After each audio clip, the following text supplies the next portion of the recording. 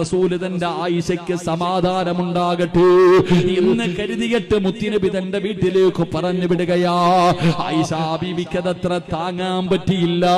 അല്ലാഹുവേ, റസൂലുള്ളാഹിയുടെ വീട്ടിൽ നിന്ന് തന്റെ വീട്ടിലേക്ക് പോകാൻ തയ്യാറെടുക്കുമ്പോ തന്റെ പ്രിയപ്പെട്ട വാപ്പ അബൂബക്കർ സിദ്ദീഖ് റളിയല്ലാഹു തആല അൻഹു കടന്നു വരികയാണ്.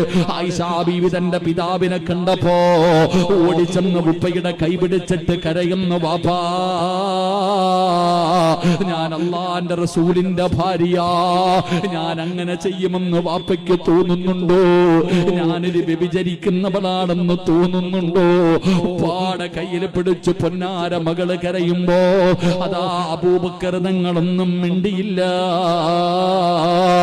പടച്ചവനെ തന്റെ വീട്ടിലേക്ക് കടന്നു ചെല്ലുമ്പോ 9.5 മാസക്കാലം ഗർഭം ചുമന്ന് മരണവേദനയുടെ വേദനയെന്നത് പ്രസവിച്ച തന്റെ പ്രിയപ്പെട്ട പൊന്നുമകളുടെ കണ്ണ് നിറഞ്ഞാൽ ഏതുമ്മയ്ക്കാടോ താങ്ങാൻ പറ്റുക?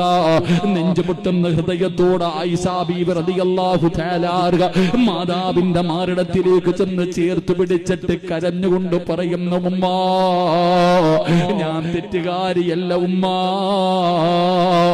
അവിടുന്ന് മാതാവിന്റെ മുന്നിൽ പോയി പൊട്ടിക്കരഞ്ഞുകൊണ്ട് പറയുമ്പോ ഉമ്മ പറയുന്നു, മോളെ, തെളിവുകൾ മുഴുവനും നിനക്കെതിരാ, തെളിവുകൾ എതിരാണ്. ആയിഷ ബീവി അതാ വീടിനകത്തേക്ക് കേറുകയാ. നിന്നെ പോലെ 18, 20, 25, 30 വയസ്സൊന്നുമില്ലായിരുന്നു പെങ്ങള്, ചെറിയ പ്രായമായിരുന്നു. ആയിഷ ബീവി അവിടെ നിന്ന് നരമ്പ് മുറിച്ചില്ല, വിഷമെടുത്ത് കുടിച്ചില്ല, തൂങ്ങാൻ തയ്യാറായില്ല. വീടിനകത്ത് കയറിയിട്ട് ഒറ്റക്കിരിക്കുകയാ.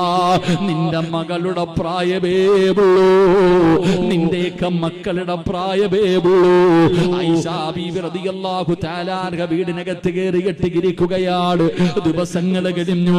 എല്ലാ ദിവസവും സുബഹി നമസ്കാരം കഴിഞ്ഞിട്ട് ആയിഷ ബീവി വീടിന്റെ വാതിലിൽ ഇങ്ങനെ നോക്കി നിൽക്കുകയാണ്. അല്ലാഹുവിന്റെ റസൂൽ വരുന്നുണ്ടോ? മുത്തുനബി വരുന്നുണ്ടോ? ആഴ്ചകൾ കഴിഞ്ഞു.